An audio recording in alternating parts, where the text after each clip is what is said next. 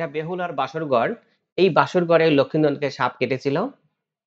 আর এটা মহাস্থানগড়। আমরা এসেছি মহাস্থানগড়ে। মহাস্থানগড়ের বিভিন্ন অংশ এখন আমরা দেখব ঘুরে, ঘুরে। আর এইটাকে লেখা আছে সামনে গোকুল মেদ মন্দির বা বেহুলার বাসরঘর নামেই সবাই চেনে। মহাস্থানগড় বাংলাদেশের অন্যতম প্রাচীন পুরাকীর্তি। প্রসিদ্ধ এই নগরী ইতিহাসে পুন্ড্রবর্ধন বা পুন্ড্রনগর নামে পরিচিত ছিল। একসময় মহাস্থানগড় বাংলার রাজধানী ছিল। যীশু খ্রিস্টের জন্মেরও আগে অর্থাৎ প্রায় ২৫০০ বছর পূর্বে এখানে সভ্য জনপদ গড়ে উঠেছিল।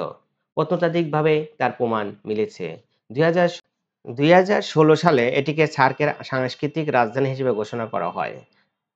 প্রাচীর বিশিষ্ট এই নগরী ভিতরে রয়েছে বিভিন্ন আমলের প্রত্নতাত্ত্বিক নিদর্শন। কয়েক শতাব্দী পর্যন্ত স্থান মৌর্য, গুপ্ত, গৌড়, পাল এবং সেন শাসকবর্গের প্রাদেশিক রাজধানী ও পরবর্তীকালে হিন্দু সামন্ত রাজাদের রাজধানী ছিল। ৩য় খ্রিস্টাব্দ পূর্ব থেকে পঞ্চদশ খ্রিস্টাব্দ পর্যন্ত অসংখ্য হিন্দু রাজা ও অন্যান্য ধর্মের রাজারা রাজত্ব করেন। মহাস্থানগড়ের অবস্থান বগুড়া জেলার শিবগঞ্জ উপজেলায়। বগুড়া শহর থেকে প্রায় ১৩ কিলোমিটার উত্তরে করতোয়া নদীর পশ্চিম তীরে গেলে এই শহরের ধ্বংসাবশেষ দেখতে পাওয়া যায়। আর আপনারা এখন দেখতে পাচ্ছেন এটা হলো বেহুলার বাসরঘর। এই বাসরঘরে লক্ষ্মীনন্দকে সাপ কেটেছিল। সেই সাপ কাটা লক্ষ্মীনন্দকে ৬ মাস কলার ভেলায় চড়িয়ে বেহুলা অনেক দেশ দেশান্তরে ঘুরে বেড়াইছে। এটাই সেই লোহারগড়। মহাস্থানগড় বাংলাদেশের একটি প্রাচীনতম প্রত্নতাত্ত্বিক নগরী। খ্রিস্টপূর্ব ৭০০ অব্দে এটি পণ্ড্য রাজ্যের প্রাচীন রাজধানী ছিল। বিখ্যাত চীনা পরিব্রাজক হিউয়েন সাং ৬৩৯ থেকে ৬৪৫ খ্রিস্টাব্দের মধ্যবর্তী সময়ে পণ্ড্য নগরে এসেছিলেন। ভ্রমণের ধারাবাহিকতায় তিনি তখনকার প্রকৃতি ও জীবনধারার উল্লেখ করে বর্ণনা দেন। বৌদ্ধ শিক্ষার জন্য প্রসিদ্ধ হওয়ায় চীন ও তিব্বত থেকে ভিক্ষুরা তখন মহাস্থানগড়ে আসতেন লেখাপড়া করতে। এরপর তারা বেরিয়ে পড়তেন দক্ষিণ ও পূর্ব এশিয়ার বিভিন্ন দেশে। সেখানে গিয়ে তারা বৌদ্ধ ধর্মের শিক্ষার বিস্তার ঘটাতেন। সেন বংশের রাজা লক্ষণ সেন ১০৮২ থেকে ১১২৫ সাল পর্যন্ত যখন গড়ের রাজা ছিলেন তখন এই গড় অরক্ষিত ছিল। মহাস্থানগড়ের রাজা ছিলেন নল, যার বিরোধ লেগে থাকতো তার ভাই নীলের সাথে। এ সময় ভারতের দাক্ষিণাত্যে শ্রীক্ষেত্র নামক স্থান থেকে এক অভিশপ্ত ব্রাহ্মণ এখানে আসেন। তিনি রাজা পরশুরাম, এই রাজা পরশুরাম নামে পরিচিত ছিলেন। ইসলাম ধর্ম প্রতিষ্ঠা করতে আসেন ফকির বেশি দরবেশ হযরত শাহ সুলতান মোহাম্মদ বলকি এবং তার শিষ্য। ধর্ম প্রচারক শাহ সুলতান বলকি সম্পর্কে রয়েছে আশ্চর্য কিংবদন্তি। কথিত আছে তিনি মহাস্থানগড় অর্থাৎ প্রাচীন পণ্ড্যনগরে প্রবেশ করার সময় করতোয়া নদী পার হয়েছিলেন একটা বিশাল মাছের আকৃতির নৌকার পিঠে চড়ে। পণ্ড্যবর্ধনের রাজধানী মহাস্থানগড়ের অবস্থান বগুড়া শহর থেকে উত্তরে বগুড়া রংপুর মহাসড়কের পাশে। মনে করা হয় এখানে শহর পত্তনের মূল কারণ এটি বাংলাদেশের একটি অন্যতম উচ্চতম অঞ্চল। এখানের ভূমি ভূপৃষ্ঠ থেকে ৩৬ মিটার অর্থাৎ ১১৮ ফুট উঁচু, যেখানে বাংলাদেশের রাজধানী ঢাকা ভূপৃষ্ঠ থেকে প্রায় মাত্র ৬ মিটার বা ২০ ফুট উঁচু।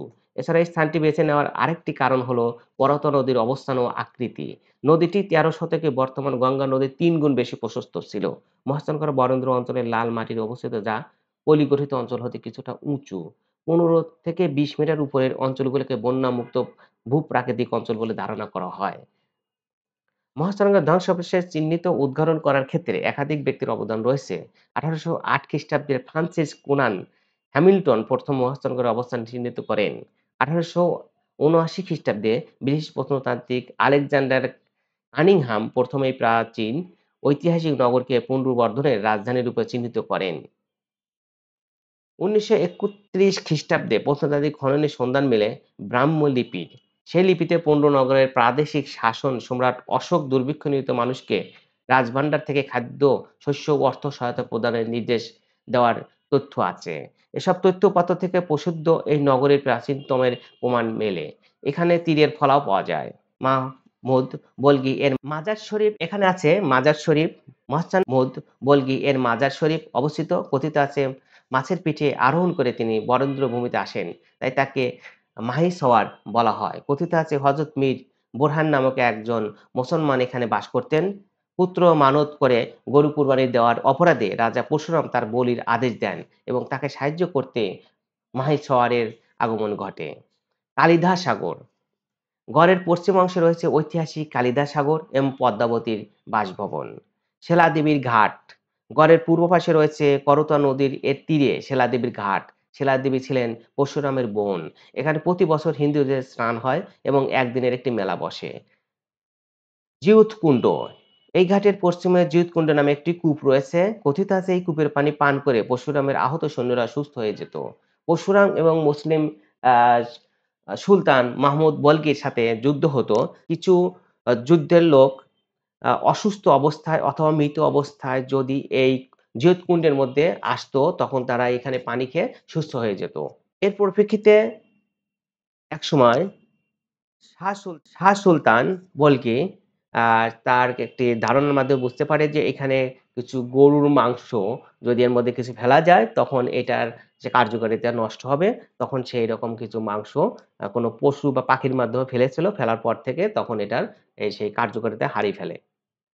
আরেকটা আছে এখানে মিউজিয়াম। মহাস্থানগড় খননের ফলে মৌর্য, গুপ্ত, পালশ, সেন বংশের বিভিন্ন দ্রাব দ্রব্যাদি অনেক দেব-দেবীর মূর্তি পাওয়া গেছে যা গড়ের উত্তরে অবস্থিত জাদুঘরে সংরক্ষিত আছে। তারপরে বেহুলা আর বাসরগড় সেটা তো আগেই বললাম। এখানে আছে মহাস্থানগড়ের বাসস্ট্যান্ড থেকে প্রায় ২ কিলোমিটার দক্ষিণ-পশ্চিমে একটি বৌদ্ধ স্তম্ভ রয়েছে যা সম্রাট অশোক নির্মাণ করেছিলেন বলে মনে করা হয়।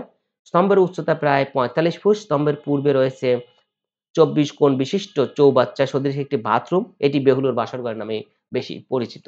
এছাড়াও এর মধ্যে আরো কিছু আ আছে। আ বর্তমানে দুর্গের ভিতরে কয়েকটি ডিবি ও নির্মাণ নিদর্শন দেখতে পাওয়া যায়। এগুলোর মধ্যে জিউতকুণ্ড যেটার কথা বললাম, একটি কূপ যাতে জীবন্ত প্রদানের শক্তি আছে বলে বিশ্বাস করা হতো।